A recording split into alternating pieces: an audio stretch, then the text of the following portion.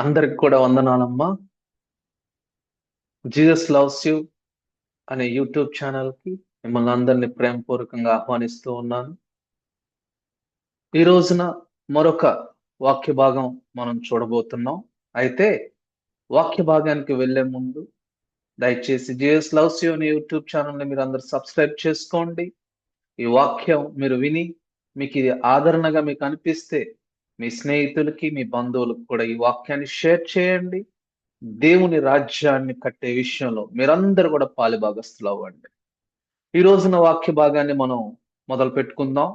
ఈరోజు మనం నేర్చుకోబోయే వాక్య భాగం ఏ పుస్తకం నుంచి మనం నేర్చుకోబోతున్నాము అంటే న్యాయాధిపతులు. మీరందరూ ఆ thumbnail చూసుంటారు. గిద్యోను జీవితంలో నుంచి మనం నేర్చుకోబోతున్న పాఠాలు ఏంటి? అయితే న్యాయాధిపతులు ఇది మన చరిత్ర పుస్తకం. న్యాయాధిపతులు చరిత్ర పుస్తకం. న్యాయాధిపతుల్లో మనం నేర్చుకోగలిగిన అంశం ఏంటి అంటే 5వ న్యాయాధిపతి అంటండి. గిద్యోను 5వ న్యాయాధిపతి. నేను తర్వాత స్లైడ్స్ లో న్యాయాధిపతుల పేర్లన్నీ కూడా మీకు చూపిస్తాను. వాటి రెఫరెన్సెస్ ఏ న్యాయాధిపతి ఏ రెఫరెన్స్ లో కోట్ చేయబడ్డాడు అనేది కూడా మీకు చక్కగా స్లైడ్ లో చూపిస్తాను. చక్కగా మీరు చదువుకోండి. ఈ న్యాయాధిపతులు మొత్తం కూడా 21 అధ్యాయాలు ఉంటాయి. 618 వచనాలు ఉంటాయి. న్యాయాధిపతులు అనే మాటకి అర్థం ఏంటి అంటే రక్షించేవారు, విడిపించేవారు లేదా విమోచించేవారు. అయితే 350 సంవత్సరాలు కలిగిన చరిత్రని 21 అధ్యాయాల్లో క్లుప్తంగా రాశారు. మనందరికీ ఇశ్రాయేల్ ప్రజల చరిత్ర తెలుసు. ఇశ్రాయేల్ ప్రజలు ఐగుప్తు బానిసత్వం నుంచి విడిపింపబడి మోషే ద్వారా దేవుడు మోషేను వాడుకున్నాడు. విడిపింపబడి వాగ్దానం చేయబడిన భూమికి నడిపింపబడ్డారు. అయితే నడిపించిన తర్వాత వీరు వాగ్దానం చేయబడిన భూమికి వచ్చిన తర్వాత వీళ్ళ జీవితం ఇక్కడ ఎలా ఉంది, వాళ్ళు ఎలా దేవుణ్ణి ఎలా విడిచిపెట్టేసి విగ్రహాల వైపు తిరిగి దేవుణ్ణి ఎలా దుఃఖపెట్టారు అనేదే న్యాయాధిపతుల పుస్తకంలో మనం నేర్చుకోబోతున్నాం. ఈ 350 సంవత్సరాలని బైబిల్ పండితులు ఏమని పిలిచారు అంటే డార్క్ ఏజ్ గా పిలిచారు. ఇస్రాయేల్ జీవితంలో దాన్ని డార్క్ ఏజ్ గా పిలిచారు, చీకటి యుగం అంటారు. ఇక్కడ చూడొచ్చు ఈ 350 సంవత్సరాలు ఇశ్రాయేల్ ప్రజల చరిత్ర ఎలా ఉంది అంటే మొదటిది వాళ్ళు ఏదో ఒక పాపంలో లేదా విగ్రహారాధనలో పడిపోవటం. People fall into sin and idolatry. మరి ఇలా పాపంలో పడిపోయిన వెంటనే దేవునికి కోపం వచ్చేసి ఆ చుట్టుపక్కల ఉన్న దేశాల రాజులకి వీళ్ళని అప్పగించేశాడు. ఆ రాజులు రావటం, వీళ్ళని జయించటం, వీళ్ళని బానిసలుగా చేసేసుకోవటం ఇలా జరిగినప్పుడు కొన్ని సంవత్సరాల తర్వాత ఆ రాజుల కింద బానిసలుగా కొన్ని సంవత్సరాలు బ్రతికిన తర్వాత ఇశ్రాయేల్ ప్రజలు ఇక తట్టుకోలేక దేవునికి మొరపెడతా ఉండేవాళ్ళు అంటాడు. పీపుల్ క్రై అవుట్, రిపెంట్ అయ్యేవాళ్ళు. 4వ స్టెప్ అది.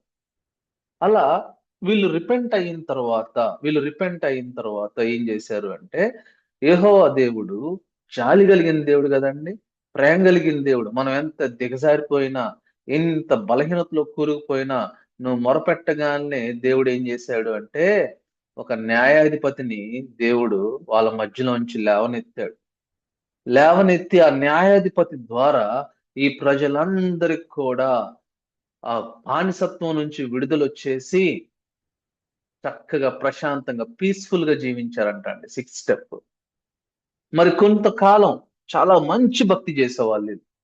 ఎప్పుడైతే విడిపించబడతారో చాలా మంచి భక్తి, ప్రతిరోజు బైబిల్ చదువుకోవటం, ప్రార్థన చేసుకోవటం, ఇలాంటి భక్తి చేసి ఎప్పుడైతే నడిపించే వ్యక్తి చనిపోయాడో ఆ న్యాయాధిపతి చనిపోయిన తర్వాత తిరిగి వీళ్ళు ఏ స్టేజ్కి వెళ్ళిపోయారంటే స్టేజ్ నెంబర్ 1కి వచ్చేసారు. మళ్ళా పాపం చేయటం, విగ్రహారాధన చేయటం, అలాగా దేవుడు మళ్ళీ కోప్పడటం, మళ్ళీ 3rd స్టెప్ శత్రువు చేతికి దేవుడు అప్పచెప్పటం, కొంతకాలం శత్రువుల దగ్గర బాధింపబడిన తర్వాత మళ్ళా రిపెంట్ అవటం 4వ స్టెప్. ఇలా ఎన్ని సంవత్సరాలు వీరి జీవితంలో జరిగింది అంటే 350 సంవత్సరాలు. మన ఆత్మీయ జీవితానికి ఈ సర్కిల్ అనేది చాలా క్లోజ్ గా ఉంటుంది. మారుమనసును పొందిన ప్రతి ఒక్కరూ ఈ సర్కిల్ ని అన్వయించుకోవచ్చు. నేనైనా మీరైనా మనందరం అన్వయించుకోవచ్చు. ఎలా అన్వయించుకోవచ్చో తెలుసా? చక్కగా దేవుడు మనకి మారు మనసు ఇచ్చాడు. అయితే కొంతకాలం భక్తి చేసిన తర్వాత ఏదో ఒక బలహీనత, తలంపు ద్వారానో, మాట ద్వారానో, క్రియల ద్వారానో ఏదో ఒక బలహీనతలో పడిపోతూ ఉంటాం. దేవుడు నీ మీద నా మీద కోప్పట్లేదు గాని అవకాశం ఇస్తూ వాక్యాలు వినిపిస్తూ ఉన్నాడు. వాక్యాలు వినిపించినప్పుడు స్టేజ్ నెంబర్ 4కి వచ్చేస్తున్నాం. రిపెంట్ అవుతున్నాం. కొన్ని రోజులు బాగానే భక్తి చేస్తున్నాం. ఫిఫ్త్, సిక్స్త్, సెవెంత్ బాగానే భక్తి చేస్తున్నాం. కానీ ఎప్పుడైతే మళ్ళీ లోకంలో ఉన్న శరీరాశ, నేత్రాశ, జీవపడము నీ హృదయంలోకి వచ్చేస్తున్నాయో, మళ్ళీ ఎక్కడికి వెళ్ళిపోతున్నాం అంటే భక్తి చేసిన మనం స్టేజ్ 1లోకి వెళ్ళిపోతున్నాం. ఇశ్రాయేల్ ప్రజలకు 350 సంవత్సరాలు ఇలా జీవించారు. మరి మన ఆత్మీయ జీవితంలో మారు మనసు పొందిన తర్వాత ఎన్ని రోజులు ఇలా జీవిస్తూ ఉన్నామో, ఇప్పటికీ ఇలాగే జీవిస్తూ ఉన్నామేమో ఒక్కసారి మనం వ్యక్తిగతంగా పరిశీలన చేసుకోవాల్సిన సమయం ఇది. కాబట్టి దేవుని బిడ్డలారా ఒకసారి ఆలోచించండి. కాబట్టి ఆ 350 సంవత్సరాలు వారి జీవితంలో వాళ్ళు చేసిన పనులు ఏంటి అంటే తిరుగుబాటుని రెబెలియస్ నేచర్ అని చెప్పేసి అంటూ ఉంటారు ఇంగ్లీష్ లో. తిరుగుబాటు తర్వాత దేవుడు ఎలాగా వారి మీద ఒక రాజును పంపించి ప్రతీకారం తీర్చుకున్నారు. ఆ తర్వాత ప్రజలు ఎలా పశ్చాత్తాపపడ్డారు. తర్వాత దేవుడు ఎలాగా వారిని తిరిగి పునరుద్ధారణ చేసుకుంటూ, సయోధ్య చేసుకుంటూ వాళ్ళకి సహాయం చేశాడు. మళ్ళీ ఇక్కడి నుంచి ఎక్కడికి వెళ్ళిందంట అండి సర్కిల్? మళ్ళీ తిరుగుబాటు కొన్ని రోజుల తర్వాత ఇట్లా తిరుగుబాటుకి వెళ్తారు. ఇలాంటి జీవితం వాళ్ళు 350 సంవత్సరాలు జీవించారు. ఆ తెలుగు పదాలకి పక్కన ఇంగ్లీష్ మీనింగ్స్ కూడా ఇచ్చున్నాను. మీకు దయచేసి కావాలంటే రిఫర్ చేసుకోవచ్చండి. ఈ స్లైడ్ లో మనం చూసినట్లయితే ఆ న్యాయాధిపతుల గ్రంథం అంతట్లో ఎవరెవరు న్యాయాధిపతులుగా ఉన్నారో వాళ్ళందరి పేర్లు చూపించడం జరిగింది. అలాగే ఆ రిఫరెన్సెస్ కూడా మీకు చూపించడం జరుగుతుంది. మనకి గిద్యోను వచ్చేసి 5వ న్యాయాధిపతి అండి. ఈ రోజు మనం గిద్యోను గురించి నేర్చుకోబోతున్నాం. 5వ న్యాయాధిపతి గిద్యోను గురించి న్యాయాధిపతుల గ్రంథం 6వ అధ్యాయం నుంచి 8వ అధ్యాయం 6, 7, 8 3 అధ్యాయాలు గిద్యోనికి కేటాయింపబడినాయండి. అంటే ఒక గిద్యోను నుంచి ఒక క్రైస్తవుడిగా, ఒక క్రైస్తవురాలిగా, ఒక విశ్వాసిగా మనం ఎన్నో పాఠాలు నేర్చుకోవచ్చండి. చూద్దాం గిద్యోను నుంచి నువ్వు నేను నేర్చుకోదగిన పాఠాలు ఏంటో చూసి ఆ పాఠాలు నేర్చుకుని మన జీవితంలో అనుభవించుకుని మనం దేవునికి దగ్గర అవ్వాలనే ప్రయత్నమే ఈ చిన్న ప్రయత్నం. దయచేసి వాక్యాన్ని శ్రద్ధగా విందాం. మీ చేతిలో పరిశుద్ధ గ్రంథం ఉంటే దయచేసి పట్టుకోండి. లేకపోతే ఇక్కడ స్లైడ్స్ లో మీకు వాక్య భాగం కనిపిస్తూ ఉంటుంది. వినండి. తర్వాత అయినా మీ పరిశుద్ధ గ్రంథం ఓపెన్ చేసుకుని ఎక్కడెక్కడ ఇంపార్టెంట్ వర్సెస్ ఉన్నాయి అవి అండర్లైన్ చేసుకుని చక్కగా నేర్చుకుని చేయాలనేది నా కోరిక. అలాగే మీకు ఇక్కడ ఒక చిన్న టెస్ట్ కూడా ఉంది.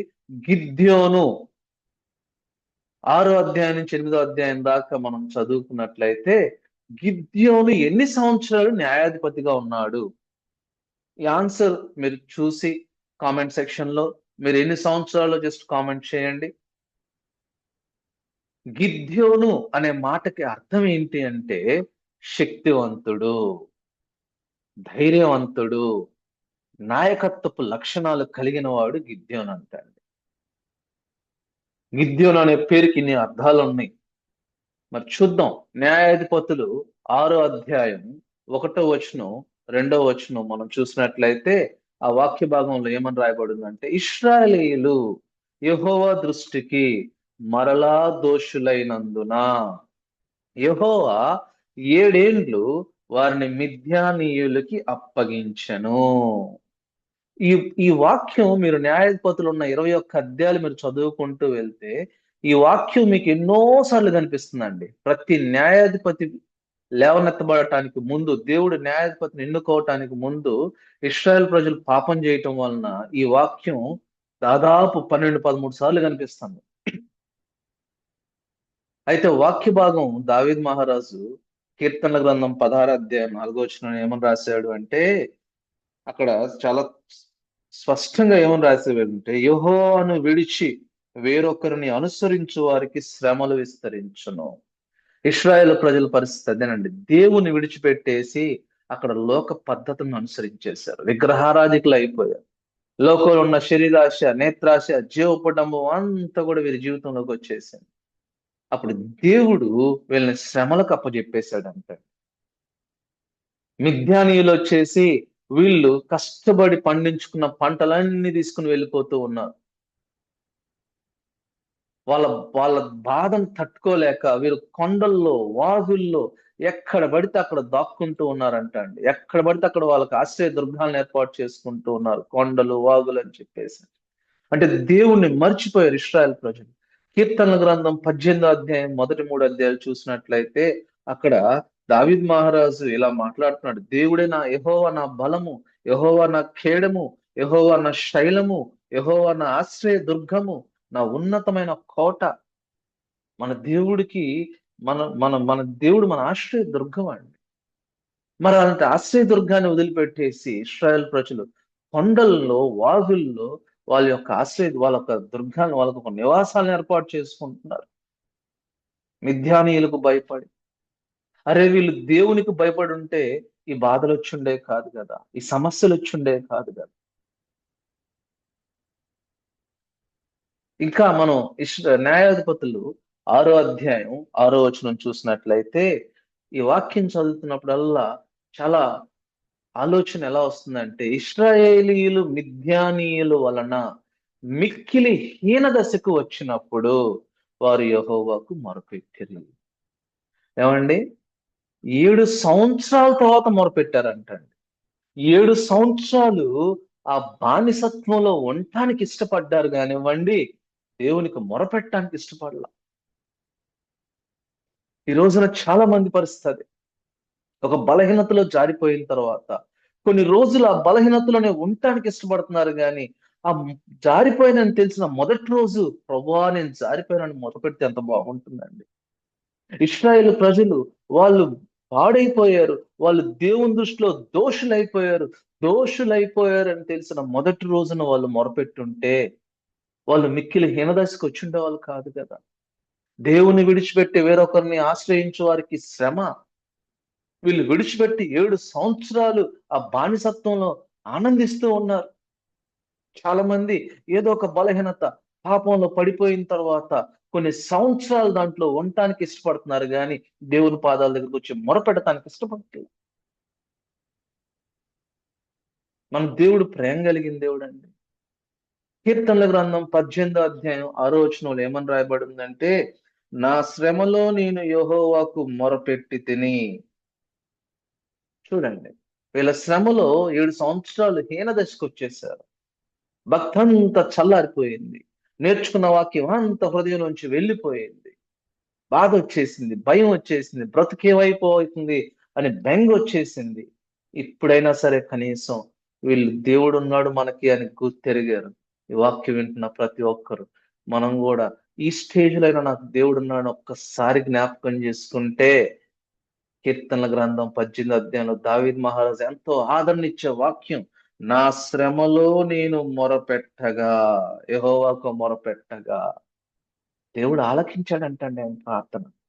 ఈ రోజు నువ్వు నేను చేసే చిన్న ప్రార్థన కూడా, నీ ఏ శ్రమలో ఉన్నావో నాకు తెలియదు, ఏ బాధలో ఉన్నావో నాకు తెలియదు, నువ్వు చేసే చిన్న ప్రార్థన, నువ్వు మోకరించి ప్రభువా ఇది నా సమస్య ప్రభువా, నేను హీన దశకు వచ్చేసాను, నన్ను క్షమించయ్యా, నేను జారిపోయిన మొదటి రోజు నేను మీ దగ్గరికి రాలేకపోయాను, నేను జారిపోయిన మొదటి నెల మీ దగ్గరికి రాలేకపోయాను, దాంట్లో ఉండటానికి ఇష్టపడ్డాను, నన్ను క్షమించు ప్రభు అని ఒక్క మారు దేవుని పాదాలు పట్టుకుని నన్ను క్షమించయ్యా అని చెప్పేసి మొరపెడితే, దేవుడు 16వ వచనంలో ఏమని చెప్తున్నాడు, 18 కీర్తనలు 18 16వ వచనం ఏమని చెప్తున్నా అంటే, ఉన్నత స్థలము నుండి చెయ్యి చాపి ఆయన నన్ను పట్టుకొనెను. మీరు చదవచ్చండి తర్వాత ఆ 16 17 18 వచనాలు చదివితే, నువ్వు మొరపెట్టినప్పుడు దేవుడు నీ కొరకు ఏం చేస్తాడు అని చెప్పేసి అని రాశాడు. దేవుడు ఉన్నతమైన స్థలం నుండి చెయ్యి చాపి ఎదురు చూస్తూ ఉన్నాడు. నువ్వు మొరపెడితే ఆ చేత్తో నేను పట్టుకుంటాడు, నేను దగ్గరికి తీసుకుంటాడు, నేను కౌగిలించుకుని నేను ఉన్నాను అని ఒక భరోసా ఇస్తాడు. అంత ప్రేమ కలిగిన దేవుడు మన దేవుడు. ఇంత ప్రేమ కలిగిన దేవుడు నీ కొరకు నా కొరకు చెయ్యి చాపి ఉన్నతమైన స్థలం నుండి చెయ్యి చాపి ఎదురు చూస్తూ ఉన్నాడు. ఇక్కడ మనం చూసినట్లయితే గిద్యోను ఇంట్రడక్షన్ మనకు కనిపిస్తూ ఉంటుంది. న్యాయాధిపతులు 6వ అధ్యాయం 11వ వచనంలో ఇక్కడ గిద్యోను ఏం చేస్తూ ఉన్నాడు అంటే గానుగ చాటున గోధుమల్ని దొల్లగొట్టుతూ ఉన్నాడంట అండి. గిద్యోను ఇక్కడ మనం చూసినట్లయితే ఆ మిద్యానీయుల దెబ్బకు భయపడిపోయి ఒక పిరికి వాడిలాగా ఎక్కడో చాటున దాక్కుని తన కుటుంబానికి కావాల్సిన గోధుమల్ని సమకూర్చుకుంటూ ఉన్నాడు. తన కుటుంబానికి కావాల్సిన ఆహార పదార్థాలని సమకూర్చుకుంటూ ఉన్నాడు. సో గిద్యోను దగ్గరికి దేవుని వాక్యం వచ్చింది. దేవుడు వచ్చాడు. అయితే ఇక్కడ గిద్యోనుకి దగ్గరికి దేవుడు రాకముందు ఒక ప్రవక్త వచ్చేసి 6వ అధ్యాయం 7, 8, 9 ఏమని చెప్తున్నాడంటే దేవుడు ఒక ప్రవక్తను పంపించి ఇలా చెప్తున్నాడు. అమ్మ ఇశ్రాయేల్ ప్రజలారా, మిమ్మల్ని నేను అక్కడి నుంచి రప్పించాను కదా, బానిసత్వం నుంచి విడిపించాను కదా, వాగ్దానం చేయబడిన భూమిని మీకు ఇచ్చాను కదా, అయినా మీరు నా మాట వినకపోతిరి, నా మాట వినటం లేదు అని చెప్పేసి వాళ్ళకి హెచ్చరించాడు. ఇలాంటి హెచ్చరికలు ఈ రోజున నీ జీవితంలో నా జీవితంలో ఎన్ని వచ్చి ఉంటాయోనండి. ఎన్ని వాక్యాల ద్వారా దేవుడు మనల్ని హెచ్చరించుంటాడు. ఫైనల్ గా దేవుని వాక్యమే దేవుడే దిగొచ్చేసాడు. వచ్చేసి గిద్యోను దగ్గరికి వచ్చేసాడు.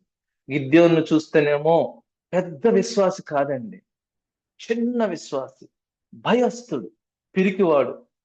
ఇందాక మనం చూస్తే గిద్యోను పేరుకి ధైర్యవంతుడు అని అర్థం అని చెప్పుకున్నాం. కానీ ఇక్కడ గిద్యోను చూస్తే వ్యత్యాసం చూడండి, భయస్థుడిగా ఉన్నాడు, భయంతో ఉన్నాడు. అలాంటి గిద్యోను పరిస్థితి, గిద్యోను చూసి దేవుడు ఏమంటున్నాడు ఒకసారి చూడండి అమ్మ వాక్య భాగంలో. ఏమంటున్నాడు అంటే, పరాక్రమ కలిగిన బలాఢ్యుడా, యెహోవా నీకు తోడై ఉన్నాడు అని అతనితో అనగా. ఏమండి, భయంతో, పిరికితనంతో దాక్కుని ఏదో తన కుటుంబానికి కావాల్సినవన్నీ సమకూర్చుకుంటూ ఉంటే దేవుడు వెళ్ళి పరాక్రమ కలిగిన బలాఢ్యుడా అన్నాడు అంటే దేవుడు ఏమన్నా హాస్యం ఆడుతున్నాడా అండి గిద్యోనుతో? లేదు. దేవుడు గిద్యోన్ని అప్పుడున్న పరిస్థితిని బట్టి చెప్పల్లా, గిద్యోన్ని ఎలా మార్చాలి అనుకుంటున్నాడు, ఆ పిరికివాడైన గిద్యోన్ని దేవుడు ఎలా మార్చాలి అనుకుంటున్నాడు అని చెప్పేసి చూస్తూ ఉన్నాడు. ఈరోజు వాక్యం వింటున్న నన్ను కూడా దేవుడు ఎలాగ ఎంచుతున్నాడు అంటే పరాక్రమ కలిగిన బలాఢ్యుడా, మైటీ మ్యాన్ ఆఫ్ వ్యాలర్ అని ఉంటుంది ఇంగ్లీష్ పై. నన్ను కూడా బలవంతులుగానే ఎంచుతున్నాడు. నీకు నాకు కూడా ఒక వాగ్దానం ఇస్తున్నాడు. ఏంటంటే, నేను నీకు తోడై ఉన్నాను. దేవుడు మనకు తోడై ఉంటే అది ఎంత గొప్ప ధన్యత అండి. ఈ లోకంలో ఎవ్వరు తోడుగా ఉన్నా సరే నువ్వు పిరికివాడిలాగే ఉంటావు. గొప్ప బలవంతుడు నీ పక్కన ఉన్నా, గొప్ప రాజకీయ నాయకుడు నీ పక్కన ఉన్నా, ఎవరు నీ పక్కన ఉన్నా సరే నీ పిరికితనం పోదు కానీ, నీ భయం పోకపోవచ్చు కానీ, దేవుడు మనకు తోడై ఉంటే మనం అందరం కూడా, నువ్వు నేను మనందరం పరాక్రమ కలిగిన బలాఢ్యుడమే. అయితే చూడండి, గిద్యోను చెప్తున్న సమాధానం చూడండి. గిద్యోను ఏమని సమాధానం చెప్తున్నా అంటే, నా ఏలినవాడా, యెహోవా మాకు తోడై ఉంటే ఇదంతా మాకెందుకు జరుగుతుంది? యెహోవా ఐగుప్తు నుండి మమ్మల్ని విడిపించానని మా పితరులు మాకు చెప్పారు. మరి అద్భుత కార్యాలన్నీ ఇప్పుడు ఏమైపోయాయి? ఈ లైన్ ని దయచేసి మీ వాక్య భాగంలో మీరు అండర్లైన్ చేసుకోవాలి. యెహోవా మమ్మల్ని విడిచిపెట్టేశాడు, మిద్యానీయుల చేతికి మమ్మల్ని అప్పజెప్పేశాడు అని చెప్పేసి చెప్తూ ఉన్నాడండి. ఇక్కడ గిద్యోని మనం చూసినట్లయితే ఎంత తేలిగ్గా దేవుని నిందిస్తా ఉన్నాడండి. He's blaming God. అరే, 6వ అధ్యాయం 1వ వచనంలో మనం చదువుకున్న వాక్య భాగం ఏంటి? వీరు ఇశ్రాయేలు ప్రజలు యెహోవా దృష్టికి దోషులు అయిపోయారు. అరే, నేను కదా దోషం చేసింది, నేను కదా తప్పు చేసింది, నేను కదా పాపం చేసింది, నేను కదా జారిపోయింది అనే విషయాన్ని ఆలోచించకుండా ఏమని చెప్తూ ఉన్నాడు అంటే, దేవుడు మమ్మల్ని విడిచిపెట్టేశాడు. ఇది చాలా సహజంగా చాలా మంది క్రైస్తవులు చేసే పని. దేవుడి మీద నిందేస్తా ఉంటాం. మనం దేవుణ్ణి విడిచిపెట్టేసి దేవుడు మనల్ని విడిచిపెట్టేశాడు. చూడండి, దేవుణ్ణి విమర్శించేయటం, దేవుడిని నిందించటం, ఇది చాలా తప్పండి. కానీ ప్రేమ కలిగిన దేవుడు ఇలా అంటున్నాడని కోపగించుకోవట్లా. ఆ దేవుడు మళ్ళీ ఆయన తట్టు తిరిగి, లేదు, బలం తెచ్చుకో, నువ్వు నీ ప్రజలను రక్షిస్తావు, అని చెప్పేసి అంటే ఈసారి ఎలాంటి సాకు చెప్తున్నాడు చూడండి. నాది చిన్న కుటుంబం అయ్యా. నా కుటుంబంలో ఎవ్వరికి ప్రార్థన గురించి తెలియదు ప్రభువా. నా కుటుంబంలో ఎవ్వరికి మీ గురించి తెలియదు ప్రభువా. నేను ఎన్నిక లేని వాడిని. నేను చిన్నవాడిని. నా వల్ల కాదు అని చెప్పి ఎక్స్‌క్యూజ్ చేస్తూ ఉన్నాడు. ఇలాంటి ఎక్స్‌క్యూజెస్ మనం ఎన్నిసార్లు చెప్పుకుంటాం. ప్రార్థనకి వెళ్ళాలంటే ఎక్స్‌క్యూజ్. బైబిల్ క్లాస్‌లో జాయిన్ అవ్వాలంటే ఎక్స్‌క్యూజ్. ఏదో ఒక సాకు చెప్తూ మనం దేవుణ్ణి దేవుని దగ్గరికి రాకుండా, దేవుడు చెప్పిన పనులు చేయకుండా మనం సాకులు చెప్తానికి అలవాటు పడిపోయామేమో. ఎక్స్‌క్యూజెస్ చెప్పడానికి అలవాటు పడిపోయామేమో. కానీ దేవుడు విడిచిపెడతల్లా. ఎందుకంటే దేవుడు నిన్ను నన్ను ఎన్నుకున్నాడు కాబట్టే. మనల్ని ఎంతగానో ప్రేమిస్తున్నాడు కాబట్టే. నీ కొరకు, నా కొరకు ఆయన జీవితాన్ని ఆయన విలువైన రక్తాన్ని క్రయధనంగా చెల్లించారు కాబట్టే నిన్ను నన్ను విడిచిపెడతల్లా. ఈ రోజు వరకు విడిచిపెట్టలా. అనేక వాక్యాలు ఇలాంటి వాక్యాలు వినిపిస్తూ ఉన్నాడు. దేవుడు మనకి తోడై ఉండును గనుక ఒక మనుషుని హతం చేసినట్లు మిథ్యానీయులను హతం చేయదు అని సెలవిచ్చాను. ఏమండి, దేవుడు మనకు తోడై ఉంటే మన పాపాలు మనం జయించగలం. దేవుడు మనకు తోడుగా లేకపోతే మన పాపాలు మనం జయించలేం. మరి దేవుడు నేను నీకు తోడుగా ఉంటాను, నేను నీకు తోడై ఉన్నాను అని చెప్తుంటే గిద్యోనులాగా సాకులు చెప్పుకుంటున్నాం మనం. ప్రభువా, ఇలా రావటానికి కారణం మీరే ప్రభువా. ఇలా అవటానికి కారణం నా కుటుంబం. ఇలా నేను చెడిపోవటానికి కారణం నా స్నేహితుడు. ఇలా నా చెడిపోవటానికి కారణం నా తల్లిదండ్రులు. ఎవరు నిందిస్తా ఉంటావు? స్నేహితులను నిందించడం, తల్లిదండ్రులు నిందించడం, తెలిసిన వారిని నిందించడం, చివరికి దేవుణ్ణి నిందించడం. ఎప్పుడైనా నిన్ను నువ్వు విమర్శించుకున్నావా? ఎప్పుడైనా నిన్ను నువ్వు క్వెషన్ చేసుకున్నావా? ఈ పరిస్థితికి నా యొక్క బలహీనతే కారణం. ఈ పరిస్థితికి నా యొక్క పాపమే కారణం అని ఒక్క మారైనా మనను మనం ప్రశ్నించుకోకుండా అవతల వ్యక్తులను మనం విమర్శిస్తూ ఉంటే దేవుడు ఎంతో బాధపడుతూ ఉంటాడు. But still God is giving us a chance. ఇందాక మనం చూసినట్లు గిద్యోన్ blaming God and blaming family. గిద్యోను దగ్గరికి దేవుడు రావటానికి, మాట్లాడటానికి గల కారణం ఏంటి? ఈ రోజున దేవుడు ఈ వాక్యం వినిపించడానికి, నీకు నాకు వినిపించడానికి కారణం ఏంటి అంటే గాడ్ ఈజ్ లవింగ్ అస్. దేవుడు ప్రేమిస్తున్నాడు. గిద్యోను దేవుడు ప్రేమించాడు. అట్లీస్ట్ మిగిలిన పురుషులందరూ కూడా ఇళ్లలో దాక్కుంటే గిద్యోను కనీసం బయటకు వచ్చి ఆ గోధుమలను కలెక్ట్ చేసుకుంటూ ఉన్నాడు. అట్లీస్ట్ మిగిలిన వాళ్ళందరూ కూడా ఈ వాక్యం తెలియకపోయినా ఆసక్తి చూపుతూ ఈ వాక్యం వింటున్నావు కాబట్టి దేవుడు నీతో నాతో మాట్లాడుతున్నాడు. చూడండి ఎన్ని అష్యూరెన్సెస్ వచ్చినాయి గిద్యోనికి. ఇవన్నీ నీకు నాకు వచ్చిన అష్యూరెన్సెస్. పరాక్రమ కలిగిన బలాఢ్యుడా, బలం తెచ్చుకో, రక్షించు, నీ కుటుంబ సభ్యులను రక్షించుకో, నేను నీకు తోడై ఉంటాను, నీకు సమాధానము, భయపడకము.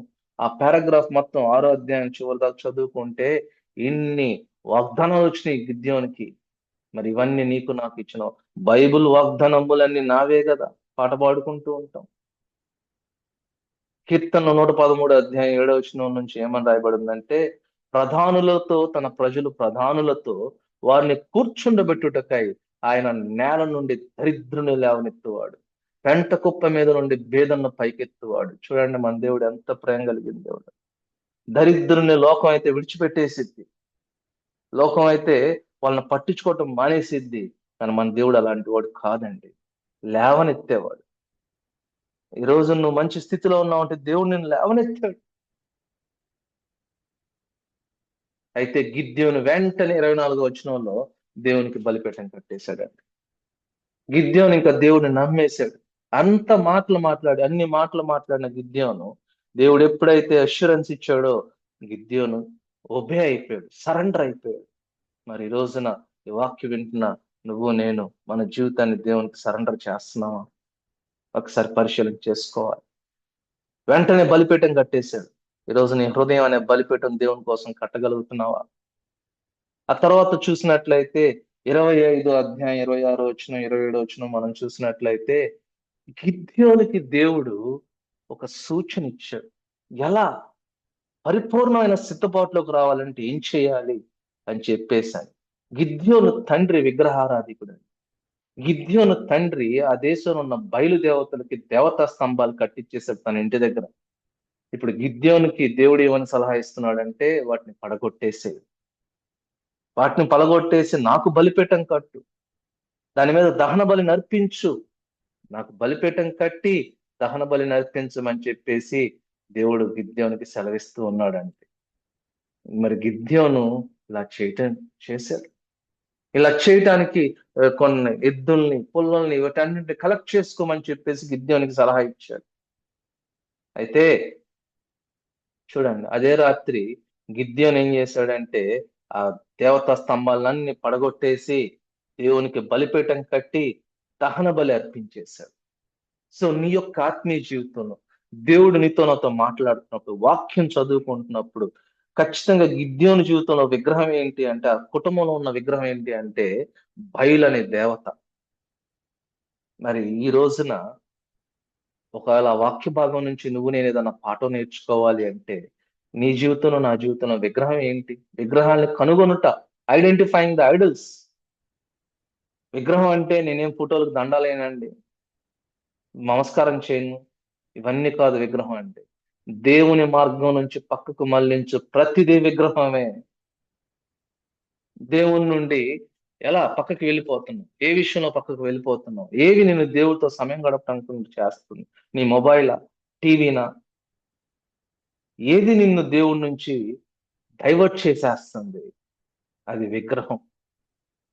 ఆ విగ్రహాల్ని కనుగొనాలి, ఆ విగ్రహాల్ని పడగొట్టాలి. గిద్యోను చేసింది అదే. ఆ దేవతా స్తంభాన్ని పడగొట్టేశాడు. తర్వాత దేవునికి బలిపీఠం కట్టి విరిగి నలిగిన హృదయంతో దహన బలి అర్పించాడు. గిద్యోనికి ఆ రోజుల్లో దేవుడు సూచన ఇచ్చాడు, ఎద్దులు కావాలి, అవి కావాలి, ఇవి కావాలి. ఈ రోజుల్లో నీకు అవేం అవసరంలా, నీకు కావాల్సింది వాక్యం.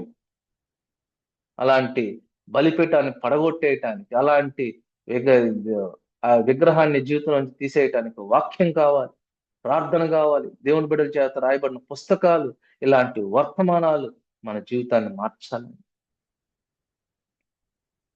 కాబట్టి 3 స్టెప్స్. ముందల బలిపీఠాన్ని నిర్మించాడు, విరిగి నలిగిన హృదయంతో పూర్తిగా దహించి వేశాడు. ఒకవేళ చాలా మంది ఈ దినాల్లో విగ్రహాలను ఐడెంటిఫై చేస్తాం, మన హృదయంలో ఎక్కడ బలహీనం అయిపోయాం ఐడెంటిఫై చేస్తాం. అప్పుడప్పుడు ప్రార్థన చేసి విడిచిపెట్టేస్తాం. విడిచిపెట్టిన తర్వాత అది అది మన దగ్గర నుంచి దూరం అయిపోయింది అనుకుంటాం. కానీ నీ హృదయం ఎప్పుడైతే ఖాళీగా ఉంటుందో, ఆ ఖాళీగా ఉన్న హృదయాన్ని వాక్యంతో నింపాలండి, ప్రేమతో నింపాలి, దేవుని మాటలతో నింపాలి. అలా నింపకపోతే, యేసుక్రీస్తు వారు ఈ లోకంలో ఉన్నప్పుడు ఒక వాక్యం చెప్పారు. మత్తయి సువార్త 12వ అధ్యాయం 43వ వచనం ఏమని చెప్తారు అంటే, ఒక అపవిత్ర ఆత్మ గనక మనల్ని విడిచిపెట్టి వెళ్ళిన తర్వాత, అది తిరిగి తిరిగి మళ్ళీ ఒకసారి వచ్చి చెక్ చేద్దాం, వీడి హృదయం ఎలాగుందో చెక్ చేద్దాం అని చెప్పేసి తిరిగి మన దగ్గరికి వస్తుందంట. మన దగ్గరికి వచ్చేసి చెక్ చేసిద్ది. చెక్ చేసినప్పుడు మన హృదయం క్లీన్ గా ఉంది, వాక్యం ఏమీ లేదు, లోపల వాక్యం లేదు, క్లీన్ గా ఉండేసరికి ఈసారి అది మరొక 7 దెయ్యాలను ఎంటబెట్టి నచ్చింది. 7 దెయ్యాలు. ఒక దెయ్యాన్ని విడిచిపెడటానికి, ఒక ఒక బలహీనత నుంచి బయటికి రావడానికి నీకు ఎన్నో సంవత్సరాలు పట్టింది. మరి ఇంకో 7 అపవిత్రమైన ఆత్మలు వచ్చేసి మన హృదయంలో ప్రవేశిస్తే, వాడి కడపటి స్థితి మునుపటి స్థితి కన్నా దారుణంగా ఉంటుందని చెప్పేసి వాక్యం సెలవిస్తుంది. మరి అలాంటి పరిస్థితిలో ఎలా ఒక్క అపవిత్ర ఆత్మ విడిచిపెడటానికి కొన్ని సంవత్సరాలు పట్టినప్పుడు, ఇన్ని అపవిత్ర ఆత్మలు, ఇన్ని లోపాలు, ఇన్ని బలహీనతలు సరి చేసుకోవడానికి లైఫ్ టైం సరిపోయిద్దా? తొందరపడొద్దా? మేలుకోవద్దా? సో గిద్యోను చక్కగా బలం కలిగిన ఒక యుద్ధం చేయగలిగిన సైనికుల్లాగా తయారయ్యి, తనతో పాటు 32,000 మంది సైన్యాన్ని తయారు చేసుకున్నాడంటే గిద్యోను. చూడండి, పిరికి వాడిని దేవుడు ఆ రోజున పరాక్రమ కలిగిన బలాఢ్యుడు అంటానికి కారణం ఇదే.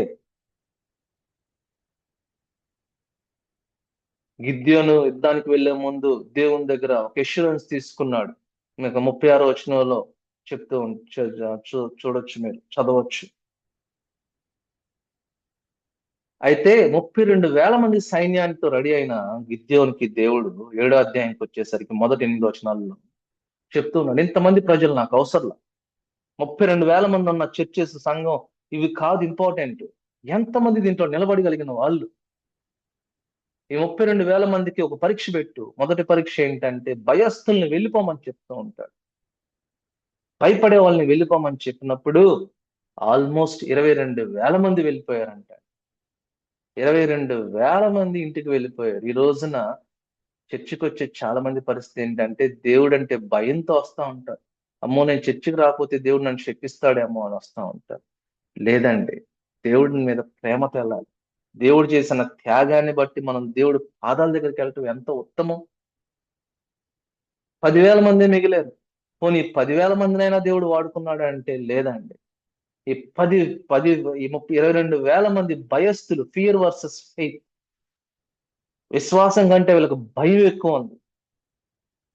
మరి ఈ 10,000 మందిని ఒక చెరువు దగ్గరికి తీసుకుని వెళ్ళి నీళ్లు తాగమంటే, దాదాపు ఆ 10,000లో 9,700 మంది కుక్క గతికినట్టు గతికారంటండి నీళ్లు. 300 మందే మామూలుగా తాగారు. ఆ 22,000 మంది భయస్థులైతే దేవుని సన్నిధికి వచ్చి సైతాన్తో యుద్ధం చేయటానికి వచ్చి, ఈ 9,700 మంది ఎంత కేర్లెస్ గా ఉన్నారో చూడండి. వెనకాల నుంచి వచ్చి ఆ సైన్యం వచ్చి వాళ్ళని పొడి చేస్తే చచ్చిపోతారు. మనం కూడా దేవుని సన్నిధికి వెళ్ళి ఎంతో భయం లేకుండా మొబైల్స్ తో చాటింగ్ చేసుకుంటూ వ్యర్థమైన ఆలోచిస్తూ ఎప్పుడైపోయిద్ది అని చెప్పేసి ఆలోచిస్తూ ఉండేవాళ్ళే ఈ 9,700 మంది. 32,000 మంది ఉన్న సంఘాన్ని దేవుడు ఫిల్టర్ చేస్తే 300 మంది తేలారు. కేవలం 300 మందే. 32,000 మంది దేవుని దగ్గరికి వచ్చారు. 300 మంది మాత్రమే పరలోకానికి సిద్ధపడుతూ ఉన్నారు. ఆ 300 మందికి 3 ఆయుధాలు ఇచ్చాడంటండి. ఒకటి బోర, ఇంకోటి ఖాళీ కొండ, ఇంకోటి మండుతున్న ఒక దివిటి. ఈ మూడిటి సాదృశ్యం ఏంటి? బోర మన నోరు, ఖాళీ కుండ మన హృదయం, మండుతున్న ఒక దివిటి, వెలుగుతున్న ఒక ల్యాంప్ దేవుని వాక్యం. నీ నోరు దేవుణ్ణి స్తుతించడానికి, మనం నోరు దేవుణ్ణి స్తుతించాలంటే ఇక్కడ ఈ ప్రజలందరూ యెహోవా ఖడ్గము, గిద్యోను ఖడ్గం అని స్తుతిస్తూ ఉన్నారు. బోరను ఊత్తూ ఉన్నారు. ఖాళీ కుండ నీ హృదయానికి సాదృశ్యం. కుండ పగిలిపోవాలి, అప్పుడే లోపల ఉన్న దివిటి కనిపిస్తూ ఉంటుంది. కుండ పగిలిపోవాలి అంటే కఠినమైన హృదయం ఎట్లా పగులుతుందండి? మెత్తటి హృదయం మాత్రమే పగలగలదు. విరిగి నలిగిన హృదయం దేవుడికి ఇష్టమైన బలి అర్పణ కదా. మరి ఈ రోజున నీ హృదయం కఠినంగా ఉందా?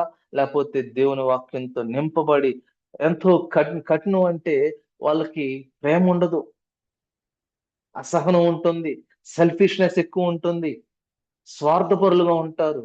ఈ కఠినమైన హృదయాలు, అసూయతో నిండిపోయిన హృదయం, ఎవరికైనా మంచి జరిగితే ఓర్చుకోలేని హృదయం, ఈ కఠినమైన హృదయాలు దేవునికి ఇష్టం లేదు. కుండ పగిలిపోవాలి, వాక్యం నేను వెంటనే గుండె విరిగి నలిగిన హృదయంలాగా మన హృదయం అయిపోవాలి. అలాంటివి ఈ బోర, కాలీకుండా మండుతున్న ఒక దివిటి. మరి వీళ్ళు వెళ్ళి చక్కగా 7 అధ్యాయం 22 వచనం చూసినట్లయితే, ఈ 300 మంది వెళ్ళి ఆ బోరను ఊదుతూ ఆ కుండలు పగలగొట్టినప్పుడు ఆ వెలుగు కనిపించింది అంటండి. 300 మంది ఆ 1,00,000 మంది సైన్యం ఉన్న కొండ దగ్గరికి వెళ్ళి వాళ్ళ చుట్టూ నిలబడి ఇది చేసేసరికి ఆ వెలుగుకి లక్షలకు పైగా ఉన్న సైన్యం భయపడిపోయి వారిలో ఒకరినొకరు పొడుచుకుని చనిపోయారంట. ఏమండి, వీళ్ళు ఒక్కరితో యుద్ధం చేయాల, ఒక్కరి దగ్గరికి వెళ్ళి ఒక్కరిని కూడా వీళ్ళు కనీసం చంపలేదు. నీ పక్షాన దేవుడు యుద్ధం చేయటం అంటే అదే. మన పక్షాన దేవుడు యుద్ధం చేస్తాడండి. మనం చేయాల్సింది మన నోటితో స్తుతించటమే. మనం చేయాల్సింది మన హృదయాన్ని విరిగి నలగొట్టుకోవటమే. మనం చేయాల్సింది వాక్యాన్ని లోపల స్థిరపరచుకోవటమే. ఇవి చేస్తే దేవుడు మన పక్షాన అపవిత్రాత్మలతో యుద్ధం చేసి వాటిని జయించేసి మన నుంచి దూరం చేస్తాడు. చేయగలమా? కాబట్టి చివరిగా మనం ఒక్కసారి ఆ సమ్మరి మనం చూస్తే, దేవుడు గిద్యోని ఎలాగా ఏర్పాటు చేసుకున్నాడు, ఎలాగ పిలుచుకున్నాడో ఈ రోజున నిన్ను నన్ను కూడా దేవుడు ఏర్పాటు చేసుకుంటున్నాడు. వ్యక్తిగతంగా దేవుడు ఎలాగ గిద్యోనికి మంచి విశ్వాసం నేర్పించాడు, పిరికివాడైన గిద్యోని ఎలా ట్రాన్స్ఫార్మ్ చేశాడు. ఈ రోజున వ్యక్తిగతంగా మంచి విశ్వాసం కలిగి ఉంటే దేవుడు ఖచ్చితంగా మనల్ని వాడుకుంటాడు. మన రక్షణ విషయంలో దేవుడు ఎంతో ఓర్పు కలిగి ఉన్నాడండి. ఇన్ని అవకాశాలు ఇస్తే ఇంకా ఓర్పుగా ఎదురు చూస్తూ ఉన్నాడు. సో నీకేదైనా విజయం వచ్చిందంటే, విక్టరీ వచ్చిందంటే అది కేవలం దేవుని శక్తి వల్లనే, మన శక్తి కాదు. గిద్యోనికి ఇక్కడ విక్టరీ వచ్చిందంటే ఒక్కరిని కూడా చంపకుండా కేవలం బోరొదితే విజయం రావటం ఏంటండి? మన దేవుడు చేసే అద్భుత కార్యాలు ఇంతే ఉంటాయి. నీ పక్షాన నా పక్షాన దేవుడు ఇలాంటి కార్యాలు చేయడానికి ఇష్టపడుతున్నాడు, సిద్ధంగా ఉన్నాడు. మరి గిద్యోను ఎలాగ ట్రాన్స్ఫార్మ్ అయ్యాడు? పిరికివాడైన గిద్యోను, సాకులు చెప్పే గిద్యోను, ఎక్స్క్యూజెస్ చేసే గిద్యోను ఎలాగ ముందుకొచ్చి ఒక నాయకుడిలాగా మారిపోయాడో, మరి ఈ రోజున దేవుని దగ్గర రావటానికి సాకులు చెప్పే నువ్వు నేను దేవుని పాదాల దగ్గరకు వచ్చి, ప్రభువా నన్ను క్షమించయ్యా, మనల్ని మనం విమర్శించుకుందాం, మనల్ని మనం ఒక్కసారి నిందించుకుని, ప్రభువా నేను ఎక్కడ జారిపోయాను, నా బలహీనతలు ఏంటి అని చెప్పేసి ఒక్కసారి దేవుని పాదాలు పట్టుకుని బ్రతిమలాడి దేవుని పాదాలు పట్టుకుని మనం ప్రార్థన చేసుకుంటే, ప్రేమ కలిగిన దేవుడు ఉన్నతమైన స్థలముల నుండి నీకు నాకు చేయి అందిస్తానికి సిద్ధంగా ఉన్నాడు. కాబట్టి ఈ వాక్యం విన్న దేవుని బిడ్డలారా, ఒక 2 నిమిషాలు మీరు తర్వాత మీ వీడియో అయిపోయిన తర్వాత మీరు ప్రార్థన చేసుకోండి. చాలా సంతోషం అండి. అందరికి థ్యాంక్ యూ. మీరు వాక్యం విన్నందుకు మీ అందరికి కూడా థ్యాంక్ యూ. దయచేసి ఈ వాక్యం ద్వారా మీరు ఆదరణ పొందినట్లయితే ఈ వాక్యాన్ని మీరు ఇతరులతో పంచుకోండి, షేర్ చేయండి. అలాగే మీ స్నేహితులకు కూడా మీరు షేర్ చేయండి. మీ జిఎస్ లవ్స్ ఛానల్ కొరకు ప్రార్థన చేయండి, నా కొరకు ప్రార్థన చేయండి. మీకు ఏదన్నా ప్రార్థన అవసరతలు ఉంటే ఆ డిస్క్రిప్షన్ బాక్స్ లో mail ID and phone number మీకు విడిచిపెడతాను. మీరు దయచేసి మీ ప్రార్థన విన్నపాలు, మీ ప్రార్థన రిక్వెస్ట్ పెట్టండి. ఖచ్చితంగా మీ కొరకు ప్రార్థన చేస్తాను. జీసస్ లవ్స్ యూ అనే యూట్యూబ్ ఛానల్ కొరకు మీరు ప్రార్థన చేయండి. ఇది మన ఛానల్. మనందరం కూడా దేవుని వాక్యాన్ని, వర్డ్ ఆఫ్ గాడ్ ని స్ప్రెడ్ చేద్దాం. అందరికి వందనాలమ్మా. Thank you very much.